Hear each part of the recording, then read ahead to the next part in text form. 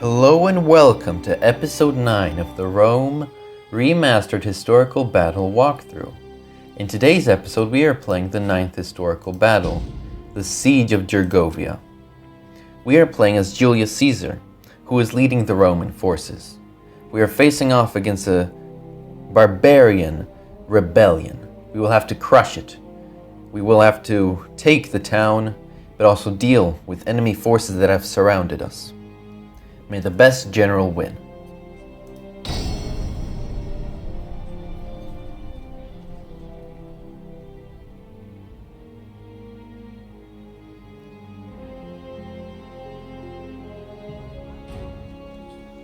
Julius Caesar is, by any definition, a successful Roman general and politician. In a series of brilliant campaigns, he has defeated many Gallic tribes and brought new lands into the Roman Empire.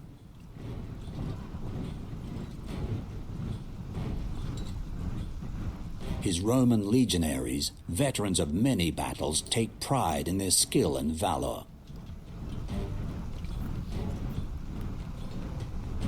Vercingetorix, the leader of the Avernian tribe, has revolted against Roman rule. For once, Caesar has been overtaken by events, forced to react rather than forge his own destiny. It is now 1 year later, and the rebellion is not yet crushed. At Gergovia, the Gauls are ready, watching the Roman army on a nearby hill.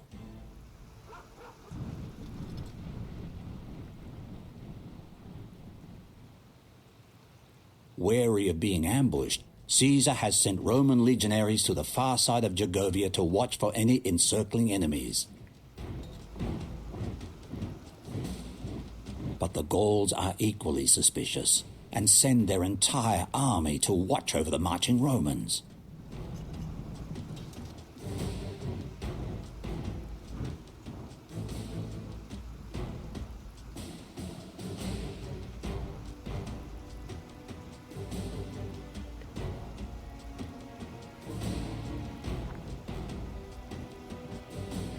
Slaughter them!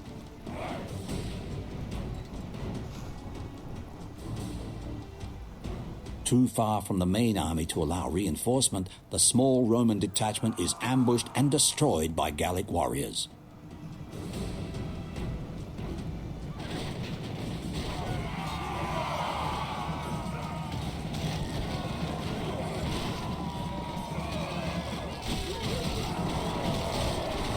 Seeing that the Gauls have abandoned their camp, Caesar orders his troops towards the fort.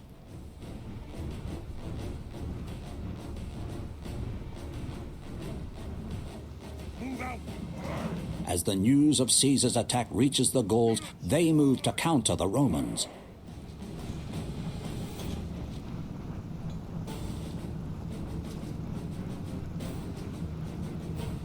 And Caesar, in turn, recognizes the new danger and sounds the retreat.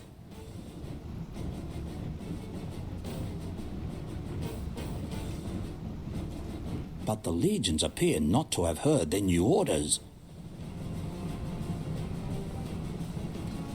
Instead, the Romans charge the fort. Caesar's men suddenly find themselves on dangerous ground, surrounded by angry Gauls.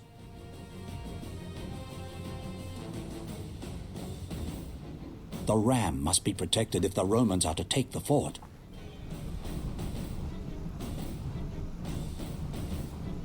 Perhaps then the tables can be turned on the barbarians. It is time to crush this rebellion once and for all. In my opinion, this is a moderately difficult battle, because you have very strong units that can hold their own and defeat the enemy quite easily, but it isn't as easy as it could be because a few mistakes will spell doom quite quickly.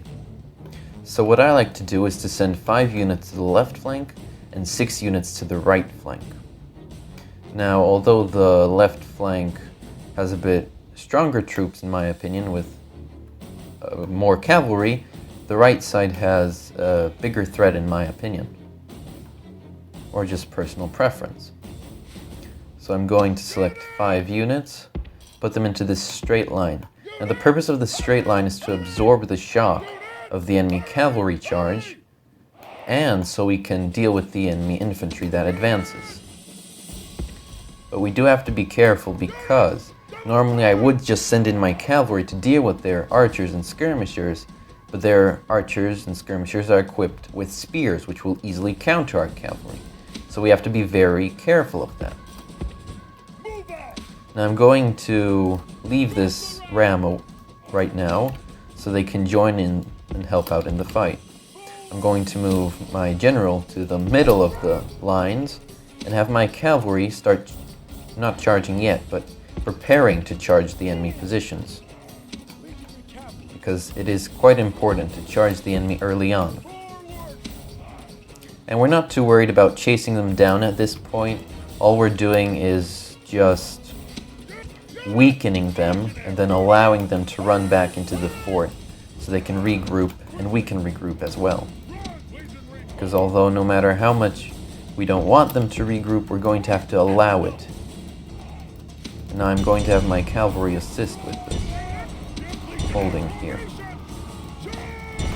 So I would prefer to have my cavalry charge in before the enemy units engage us, but that's fine too. What happened here, allowing them to engage because we were already in formation, which allowed us to brace for the impact. And as you see, we quickly absorbed the impact and are dealing with it quite well. So now it's just a matter of micromanaging to move your troops around to flank the enemy forces and hit them hard. Now I quite like having my general chasing down the routing units because he is threatened very little and it allows to weaken the forces further.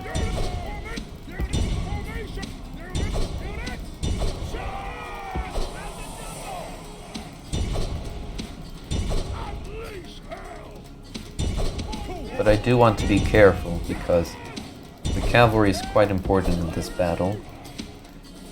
And a lot of the enemy do have spears and weapons that could counter it. Now it is a bit confusing in this battle because of all of the rain on the screen, which makes it confusing what's happening where. But I quite like it. That's a bit more of a challenge. So right now I'm just trying to surround the enemy forces, engage them wherever I can.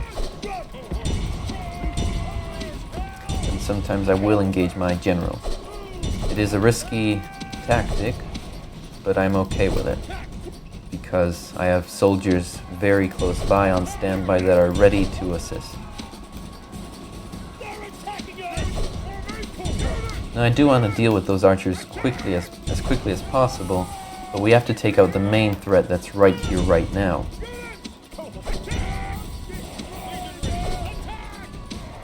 That's fine. We did lose one of our cavalry units, but as seeing how the battle is so far, that was a worthy sacrifice because we delayed their forces for a very long time.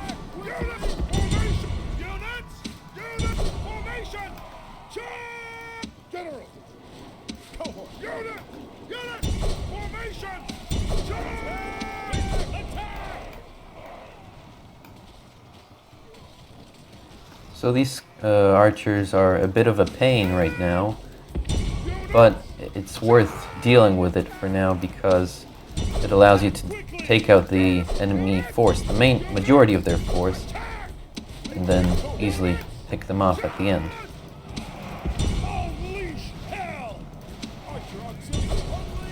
But I will start moving some units to start dealing with them, seeing as the majority of the enemy has routed by now, or is routing to the fort.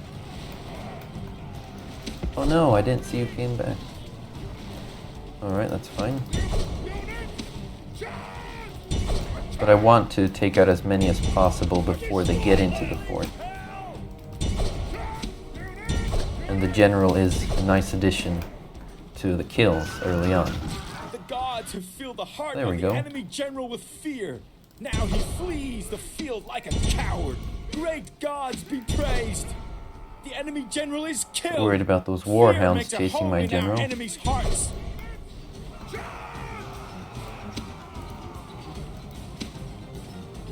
I do want to be careful so we don't lose our general, but the majority of their forces are already inside.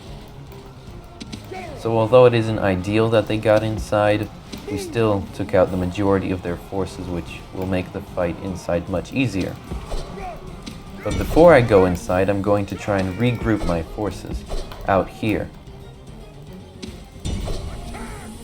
So I could send in a few cavalry units while the gates are open to continue picking the enemy off, but I don't think it's really worth it, because they will be isolated without any support for a while, and it could cause a lot of casualties for us. Alright, seeing as the majority of the enemy forces have routed into the fort itself, I'm going to begin reorganizing my legionaries.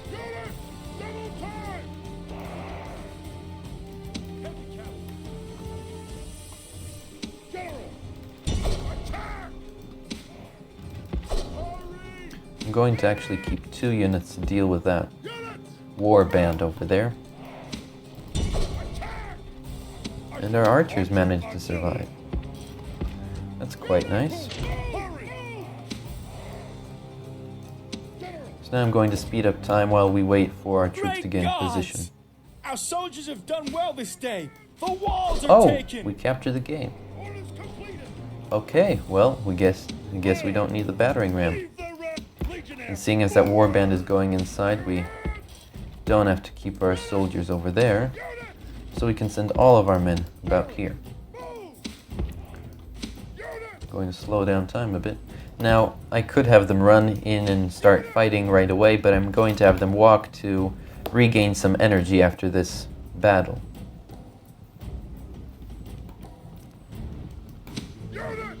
Seeing as the coast is clear for the most part, I'm going to start moving soldiers in.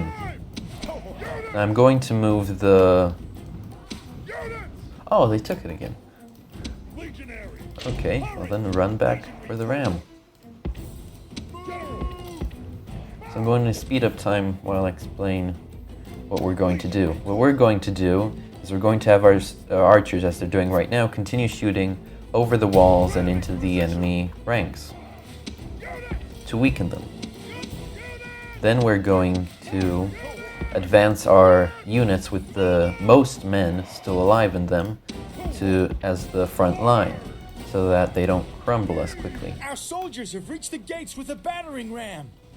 We will be mainly just going down this path on the right side, Our soldiers have done their work but well. I will send The a few on the battering ram left has side broken through the to gate. flank them a bit. So I'm just going to organize the troops so it's easier for me to tell which ones have the most men and which ones I should be sending in first. Okay, there we go. So let's start moving them in.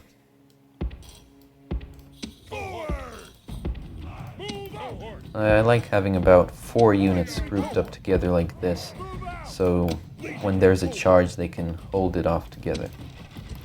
And there we go, a charge is coming. Well, we're going to send in all of our units, seeing as the enemy is sending all of theirs. And I would like to move my archers in. It is a risk, but I don't think they're going to try and flank us when the majority of our force is advancing on them. So now we have to push the advantage while we still have it. We have to continue going forth and pushing the enemy, chasing them down while they are routing, so they cause fewer casualties for us.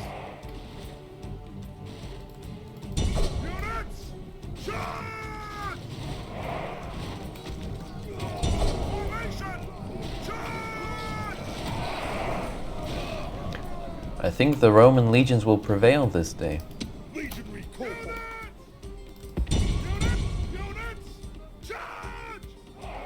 So now with the majority of the enemy forces routing, I'm going to start lining up my legionaries. Now I know the enemy will charge me, but I'm just going to start moving them up without any specific plan right now. but I would like them to form a straight line, like that. Now I'm still going to have them walk so that we can get as much rest between every battle. Well, not battle, every moment of combat.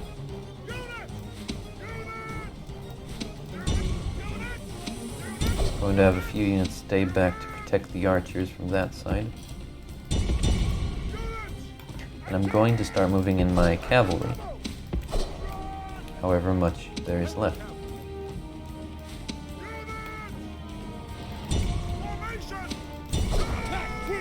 Uh-oh. This is why we need to have our cavalry in here.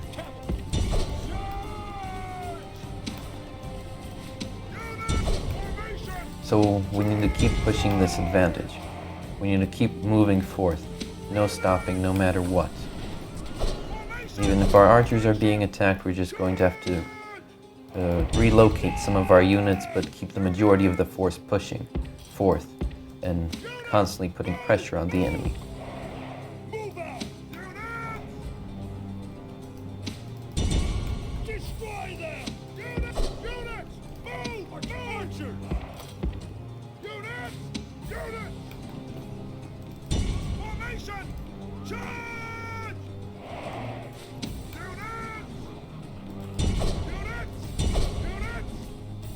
So all that I'm doing right now is just constantly sending my units up and sending them to attack whatever unit decides to go towards us. Now most of them rout right away as soon as they get close to us because they've lost so many men and they don't want to continue fighting. But now it will be more resistance here because the square and the flag keep bringing their morale up, and we're just going to have to completely kill them off. Or unless all of them start routing. I'm going to have my cavalry start going around the left side. I could have done this earlier, but they were protecting my archers. But now, seeing as the majority of the enemy force is occupied with dealing with our legionaries, we don't have to worry about that. We can move them up. I'm also going to move up the archers so they can provide some support to the legionaries. Now we just speed up time and wait for the legionaries to do their stuff.